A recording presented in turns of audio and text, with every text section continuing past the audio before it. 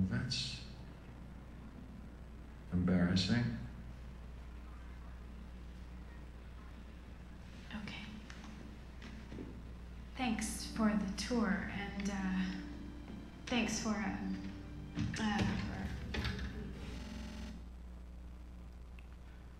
All right, so how many of you, as you're watching this, saw her passion? How many of you really thought that this clip was going to end with her getting the job? You know, you really hope and pray that because of somebody's passion, it works out in the end. You know, because of her passion. Hey, you know what? I don't care that this is a crummy television station. I don't care if the newscasters are horrible. I don't care if I have to volunteer my time. I want to work for you. You just want them to say, okay. But it doesn't always work out. It doesn't change her passion.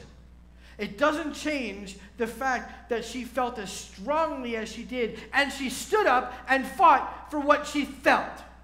Her passion allowed her to speak her mind. Her passion allowed her to speak her mind to a prospective employer. Most people fear. That's what happened to our special person this morning. Paul. Paul wrote a bunch of letters. And in one letter, he wrote to the congregation in Rome, which was mostly, they do believe there were a few Jewish people in the congregation, but they were mostly Gentiles. Mostly Gentiles in the congregation. Paul is writing to them because there have been people who have been saying, you know, you've got to be Jewish. You've got to do the things that the Jewish people were doing in order for you to be saved. And he wanted to make absolutely sure that they knew that there's not a thing you can do, nothing, to affect your own salvation. Not a thing.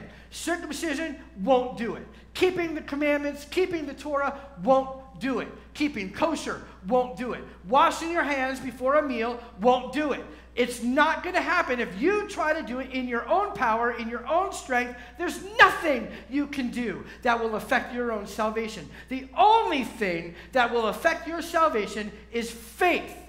Faith in Messiah Yeshua, the Son of God, who was killed, buried, resurrected on the third day, after 3 days I should say, and sits at the right hand of God interceding on our behalf. If we believe that and accept that, that's where our faith comes from. And that's what he's writing about in the book of Romans. He starts out in the book of Romans by talking all about this faith.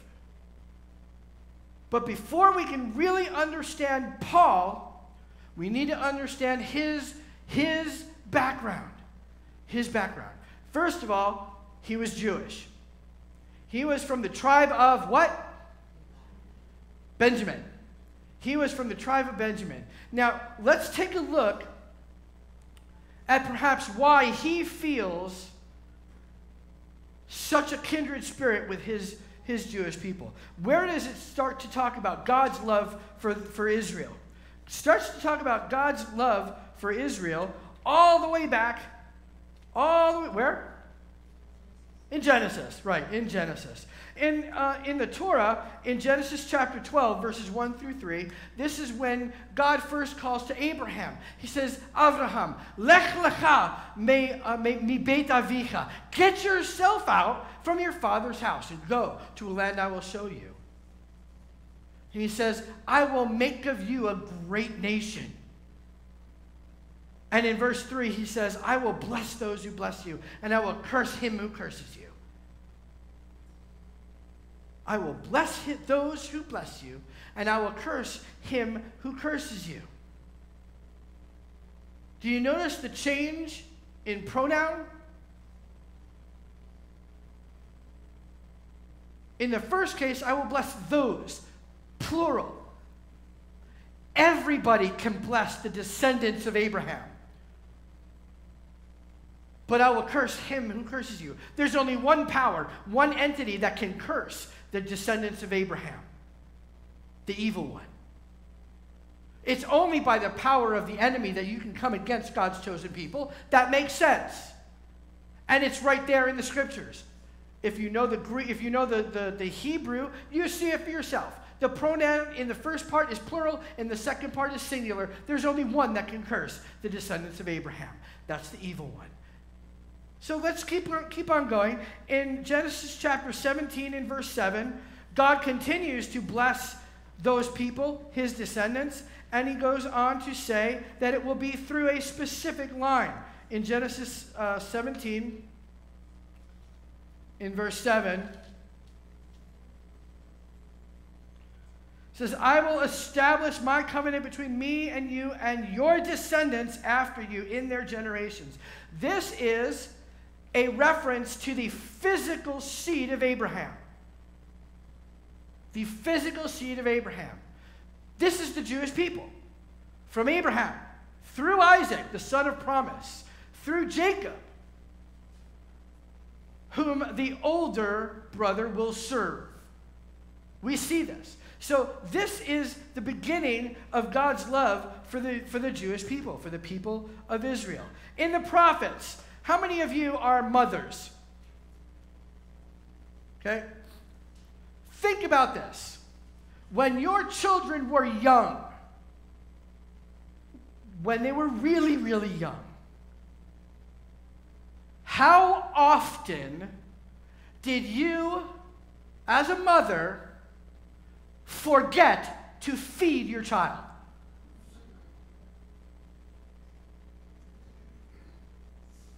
Even if your child would let you forget, you wouldn't forget. In Isaiah, in chapter 49, in verse 15, we read that if a mother could forget to nurse her child, okay, which we already know can't happen, that's when God will forget his people Israel.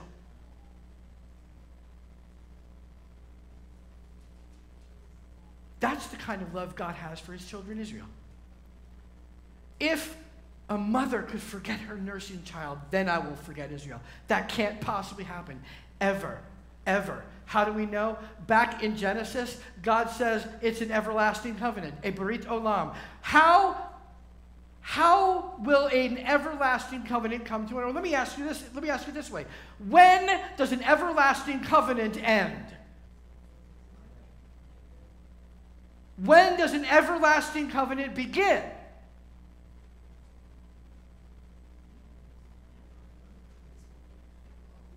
It's always been. He always had a love for his people Israel, even before he created them. In fact, that's why he created them. So that he can manifest his everlasting covenant that he had always had with his people. And it's everlasting. It can't ever go away. I tell you this, if the covenant that God made with the children of Abraham, Isaac, and Jacob ever goes away, the Bible is a liar and wrong, and so is God. It cannot happen. It can't. God promises it will be an everlasting covenant with the descendants of Abraham, Isaac, and Jacob. Everlasting. That's how much God loves his people. Okay? And there are other passages. In Jeremiah chapter 31, verse 3, he says it again. Ahavat olam, ahavtanu Adonai. With an everlasting love you have loved us, O Lord. An everlasting love. If you want to take a two-word Hebrew phrase and write it down, this is the one you should get. You should get Ahavat Olam. Ahavat Olam. A-H-A-V-A-T, new word, O-L-A-M, Ahavat Olam, everlasting love. That's the God that we serve. And that brings us, to Paul and his letter to Rome. He starts out from the basics. All you need is love. Wah, wah, wah, wah, wah. All you need is, and he goes on to faith. And by the time he gets to chapter 8, which is the portion we read from this morning, I want you to think about this. This is Paul, a descendant of Abraham, Isaac, and Jacob, from the tribe of Benjamin, a Pharisee of Pharisees, according to the law, blameless, all that stuff, talking to a bunch of people who are not Jewish, who don't have the same background that he does. He's talking about